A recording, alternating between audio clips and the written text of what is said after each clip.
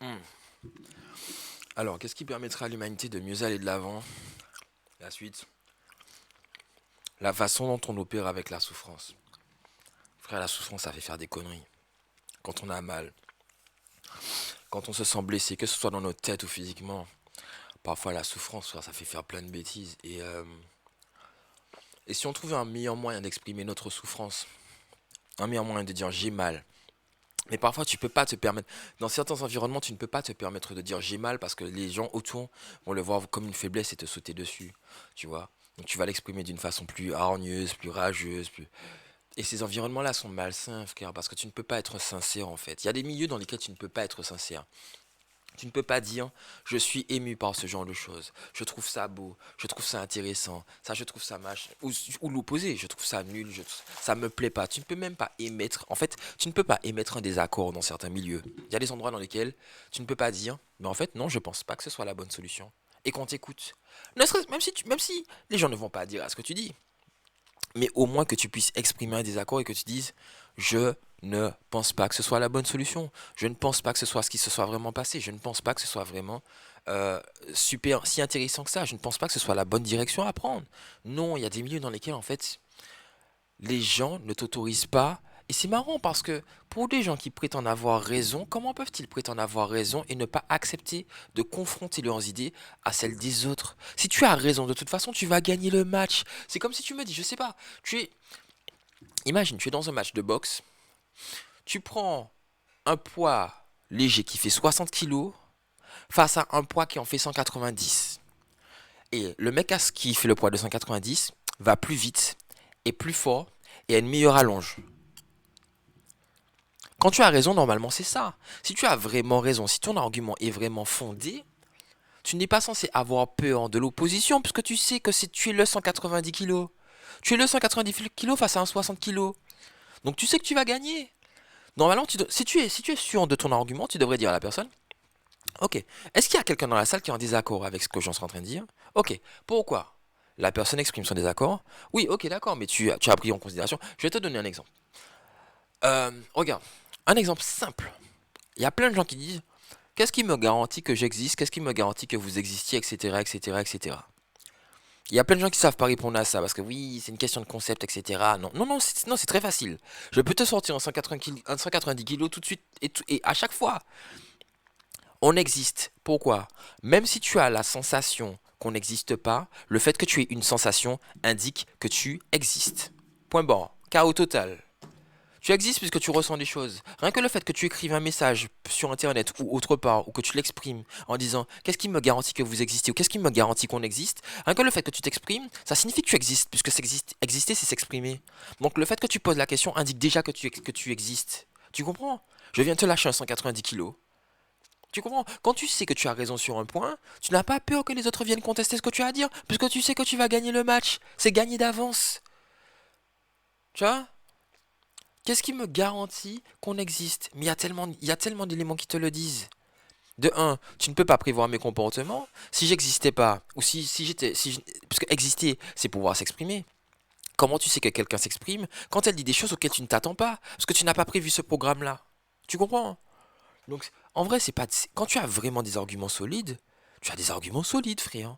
Tu as des mastodontes. Tu ne devrais pas avoir peur que les autres s'expriment. Donc, l'autre personne devrait pouvoir s'exprimer dans ce genre de milieu. Mais non. Alors, tu prétends avoir raison, mais tu as peur. Je sais pas si c'est de la peur, on va me dire, c'est pas de la peur. Tu prétends avoir raison, mais tu ne supportes pas que les autres expriment un désaccord.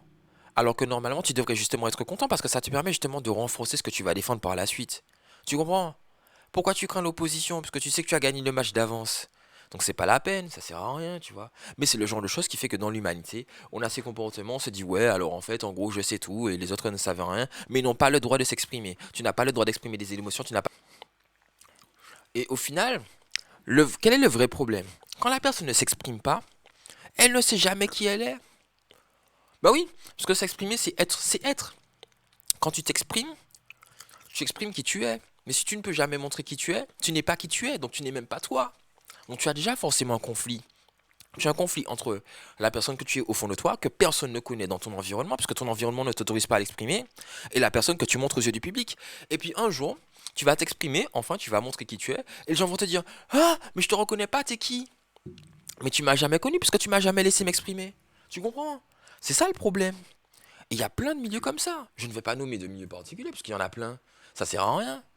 Mais il y a plein de milieux dans lesquels, en fait, le droit à l'expression ne fonctionne pas. En fait, mais quel est le problème pour les gens qui empêchent de s'exprimer?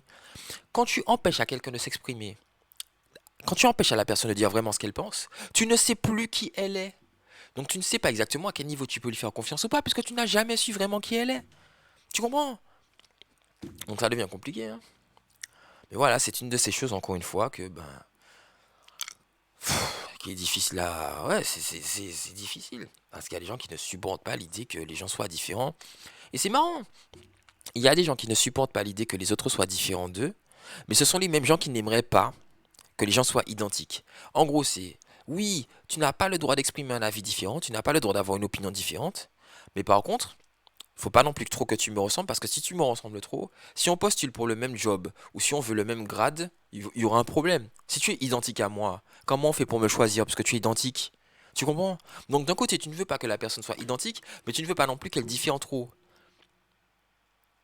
Tu comprends?